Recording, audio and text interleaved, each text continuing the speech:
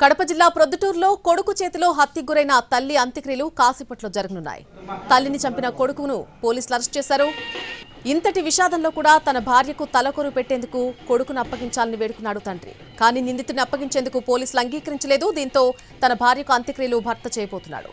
ప్రొద్దుటూరులో బీటెక్ చదివి 2 ఏళ్లుగా ఖాళీగానే ఇంట్లో ఉంటున్న యశ్వంత్ కుమార్ రెడ్డి అనేటువంటి వ్యక్తి తన తల్లి లక్ష్మీదేవి గొంతు కోసి చంపేశాడు. దీంతో లక్ష్మీదేవి అక్కడికక్కడే చనిపోయింది. ఆ సమయంలో తండ్రి భాస్కర్ రెడ్డిని పక్క గదిలో ఉంచి తలుపు వేసేశాడు యశ్వంత్. ఆ తర్వాత తాను గదిలోకి వెళ్లి తలుపులు బిగించుకున్నాడు. మానసిక స్థితి సరిగా లేని యశ్వంత్ హైదరాబాద్ లో ఉద్యోగ ప్రయత్నాలు చేస్తూ తల్లిదండ్రులను డబ్బులు పంపించమనేవాడు. ఇటీవల అడిగిన వెంటనే డబ్బులు ఇవ్వకపోవడంతో ఇంటికి వెళ్లాడు. తానొక దేవుణ్ణని, అడిగిన వెంటనే తనకు డబ్బు పంపించాలంటూ తల్లితో గొడవపడ్డాడు. ఎందుకు గొడవ పడుతున్నావంటూ తండ్రి భాస్కర్ రావడంతో అతన్ని ఒక గది లోపలకు నెట్టి గడియ పెట్టాడు. ఆ తర్వాత కత్తి తీసుకుని తల్లి గొంతు కోశాడు. స్థానికులు ఇచ్చిన సమాచారంతో తలుపులు పగలగొట్టి యశ్వంత్ అదుపులోకి తీసుకున్నారు పోలీసులు.